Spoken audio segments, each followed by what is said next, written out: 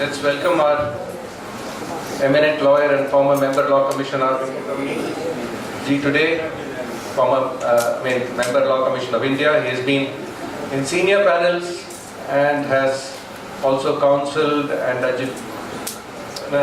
still different areas of health, welfare, etc. He says, don't talk about me, in true spirit of Ramana, but I still have to give the audience a few lines of introduction. He's had several publications to his credit, etc. And I asked him, you've been an eminent lawyer, what is it that you want to talk about Ramana, etc. He said something very interesting. He said that, look, in the law we only look outside. We are always trying to find solutions in the external world, but unless we connect with the inner self, we will not get the right answers. And I think there is a message there, and let's hear him share his experiences with us as to how the spiritual path, the Ramana's way, will help us guide in the right path, and more so about his experiences. Over to you. Thank you. Firstly, let me say that I am extremely humbled by the request to speak on an occasion like this. I know Justice Ramamurthy's fondness and affection for me has been instrumental in making me stand before you. I do not know whether I am going to forgive him for giving the opportunity. But his elder brother affection is something which I have always enjoyed in and outside the courts, and of course in various occasions. I thank you, sir, personally for giving the opportunity, and of course probably it was Bhagavan who prompted you to call me today here. And I also feel humbled after the extraordinary rendition in English of Aksharamana by Mr. Kameshwar. Well, it reminds me of those of us who do not know some of the many native languages. We read Kabir or Thiruvalluvar or Akkamahadevi or Laila in English translations. And we do not know how far they are really closer to the ideas, the sentiments, and the felt experiences which language very often fails to communicate. And of course we talk in praise of our own language for the richness of the culture and tradition. And I feel very, very humbled to be here. And I think poetry, stories, narratives, chronicles, they convey much more forcefully and effectively than a long drawn-out intellectual reasoned arguments and narrations. And for my part, I thought, not knowing that Mr. Kameshwar would be talking in great poetry, I also penned down today morning before coming to this, occasion, few of my thoughts, and I have been writing, which are unpublished so far, and some of them relate to what is to be in silence. Some of them relate to my experiences with the visit to the Chidambaram temple, Lord Nataraja's. I'll probably read some of them, and I hope that they will try to convey all those wonderful experiences each one of you are having in your own way. As she said in the earlier forenoon, that because of the kind of gunas we are made of, in infinite ways, and you can't categorize, enumerate the degree of infiniteness of the gunas, the composition of each human personality. And we react and respond to events in our life and try to comprehend and then create our own internal world where we enjoy that kind of a delight which is given to us by divine grace occasionally, and we fail to even comprehend them to your own failures and fault. And let me read what I read out, penned down today morning before coming here. When waves of doubts lash at your shores of faith, surrender, surrender, till waves and shores dissolve. The tunnels of inquiry, lit dimly by lights of reason, trap in circles of thoughts. Surrender, surrender, till inquiry and reason dissolve. the scorching sun of logic, in debates deeply drawn. Surrender, surrender, till logic and debates dissolve. The last verse, many of you are familiar with the great French mathematician and philosopher Descartes. And one of his famous statements is, cogito ergo sum. I think, therefore I am. This is the last piece I wrote. I think, therefore I am, said Descartes. As long as you think, you are not, says Bhagavan. Let me talk about an interesting incident which member of the lawyer fraternity had.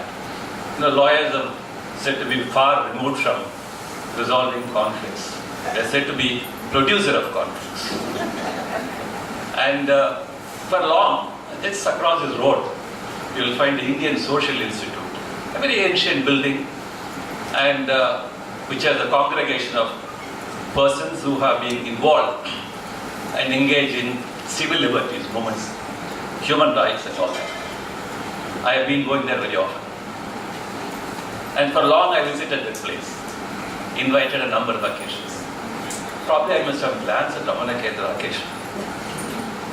I do not know why I probably did not step in at an early point of time when I've been coming to Indian Social Institute.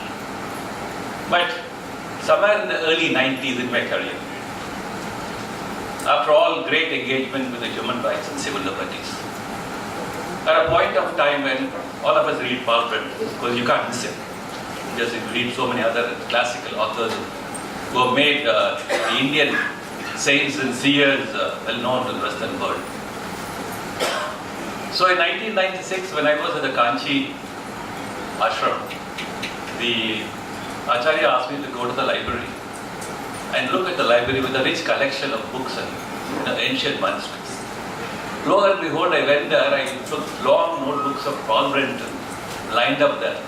I pick up randomly one of the volumes, and comes a page which says, the association of saints and seers is like a ripe fruit which falls at an appropriate time.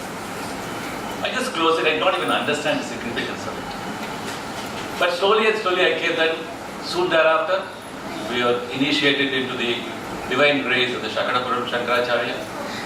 And then I come slowly and slowly, I find that the study of law, as long as you look at the external elements, law, justice, we find today the kind of conflicts we have in the community and society. We are trying our best to grapple with all these problems. And every wrong somewhere happening, we say that look here, law must be more stricter, harsher, punishments must be imposed. We do not really have to handle the problem, human wrongs and human rights. So somewhere seriously, the whole thinking about law and justice, courts, has moved far, far away from the core of inquiry of human peace and the essence of how to be ourselves. So as far as these external instruments are far removed from the truth of how to be ourselves, then I think we'll be failing in our standard and ability to deal and resolve all those problems. And that's where I slowly began to realize the small little work we are trying to do with the Law Reforms Commission is nothing, hardly anything. The larger community, therefore, when it involved in satsangs like this, engaged deeply and gone into the inquiry where the real inquiry starts and ends. I think that's where our ability to deal with problems externally will also take real roots. As long as that doesn't take place, we'll be only chasing shadows. And that's been my experience. And therefore, that's why I think a lawyer who understands law better, in its complete failures, would be able to talk more about law and better about law. And that's what I am trying to do in my occasional visits to law schools and law universities. And morning, when the head of the Ramakrishna Mission was here, I mentioned to him that long ago I had a desire. I have a great fan of Swami Venkataramani. I told him that I would like to probably write about Vivekananda and law and justice. He quickly responded saying, anything is written about Vivekananda. You can connect anything with Swami Vivekananda. And he's right. And I feel you can probably connect Bhagavan with anything in this. There is nothing which is strange to him. And what happened with this lawyer? I'll just quickly complete the small little story and then again read a bit of poetry and conclude my engagement with you. This lawyer is one Mr. Srinivasa Rao. He practiced in Madras. In the year 1943, A lady came to his house in the evening, one Mr. Ranganayaki Ammal. She says, I have a problem. About half an hour, she narrated her problem. This man was really taken aback. He didn't fully understand what he could do for her. She said, look here, I come from Tiruvannamalai. I'm a great devotee of Ramana Maharshi. But people are not allowing me to go and sit near him. I've been thrown out of the ashram on the ground that I'm a mad woman. He was not able to really comprehend what he can do in this case. They thought he will put off this woman, as lawyers sometimes do, bad clients, So he said, come tomorrow, let me thought over it, think over it, and then come tomorrow. But she came the next day, and then she went again repeating what exactly needs to be done. Then he said, look here, I cannot resolve your problem unless I go and meet the Maharishi himself. He has not heard of Maharishi so far. So he said, let me go to Tiruvannamalai. And it was plague time, 1943. He goes there, and the station master says, why are you venturing out here? It's plague. He still says, I've come to see Maharishi. I have a problem like this, I would like to go and have an audience. He goes there, gets into the ashram, he's introduced, and the people there, and he's asked to wait, then he's taken into Maharishi's presence. Then he's asked to sit somewhere very close to Maharishi. Then somebody in the back stands up and says, so-and-so has come, and he has come to deal with this problem. Maharishi asks him, who are you, what's the matter? He says, there's a Mr. Ranganayaki Amma. She says she has been kept away from sitting here, but entering the ashram premises. And she has a problem with that. Others say she is mad. Bhagavan says, is it so? Is she here? Please ask her to come inside. Mr. Rao, Srinivas Rao, was a little worried. He thought that he will have to restrain her. He did not know how to really handle an emotive situation.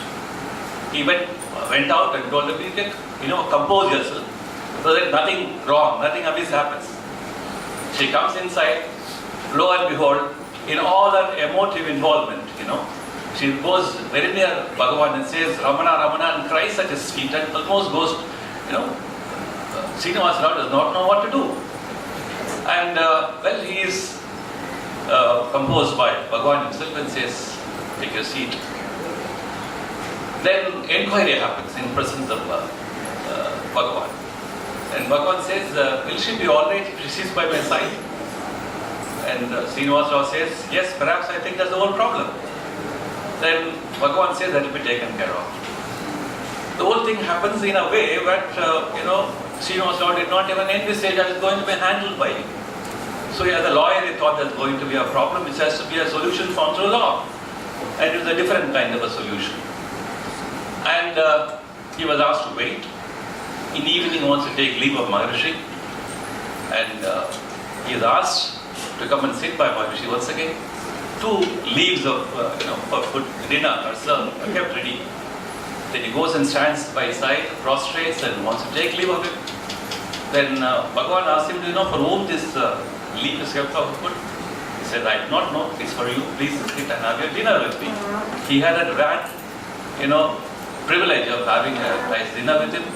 From Bhagavan, whom we thought is going to ask questions about a litigation. And while he has so many questions. Bhagavan answers him all these questions. There's a very detailed narrative in this book which is written. I'm trying to give a very short, synopsis of it. So the end of the conversation, I must read the conversation, as it's written instead of my reproducing it, which I may go wrong.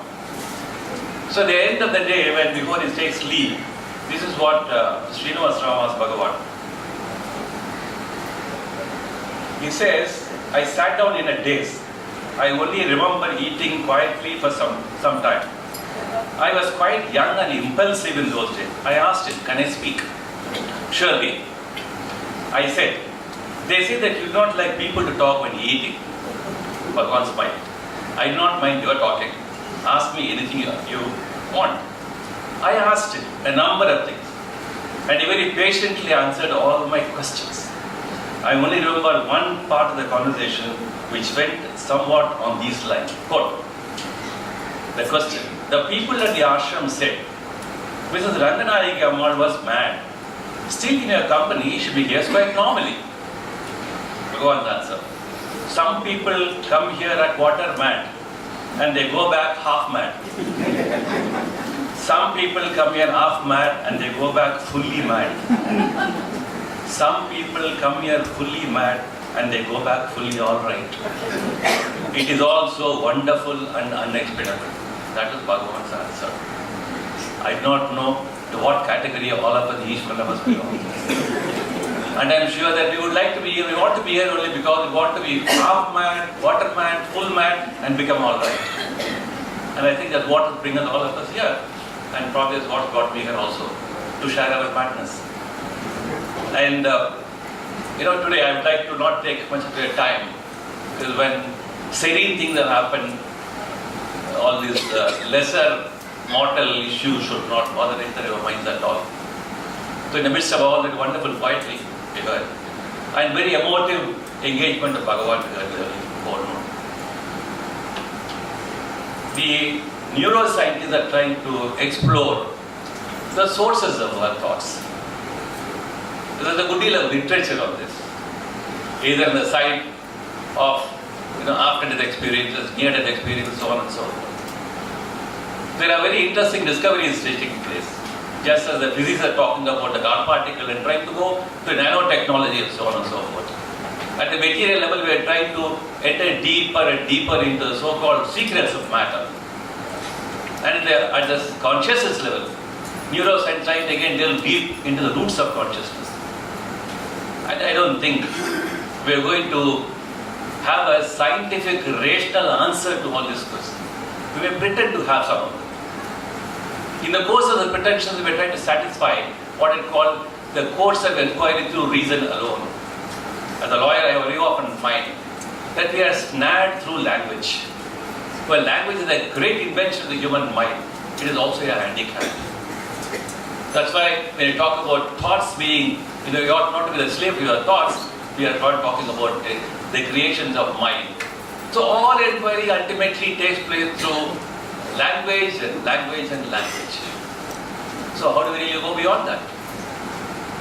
Answers are available with us. Only thing is we have to be ready for the journey and be fully able to undertake the journey. So let me complete my afternoon engagement with you a few more pieces of my so-called poetry, which I have tried to. It may have a blend of law and justice and inquiry and so on and so forth. Please forgive me for all that kind of very chaotic bending, but I suppose it makes sense to me as a person who's written it, and I suppose it should make sense to you also. One of the pieces goes like that. I tried to, so far about 66 pieces of verses. I hope I'll complete 108 and try to publish them. What is the distance between Dvaita and Advaita, the mind? What is the distance between you and me, the mind? What is the distance between physics and psychology, the mind? They say, without the mind, all distance is close.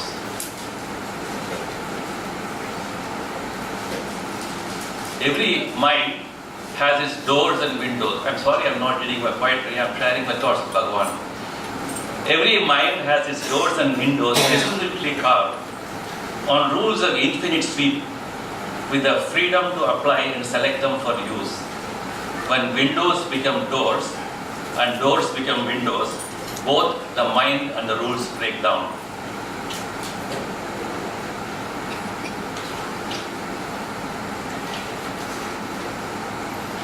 Beyond the end of logic, I want to walk to understand the logic of all ends. Beyond the limits of languages, I want to talk to understand the language of all limits. Beyond the forms of you and me, I want to see, to understand the formlessness of you and me. In the silence of the words remains, beyond the silence of the words remains the beauty of the unknown. Which word or thought captures or conveys the whole of the unknown? The unspoken intentions thus gather beehive of commentaries. Remember, the dissection of the unknown has not revealed the cross-sections of all that is, then why cry on the meaning of commentaries? Let me conclude with the last piece. When you are in silence drawn, better judgments do get born. When you are in silence more, lesser judgments fade away. I thank each and every one of you for this very kind engagement, and thank all of you.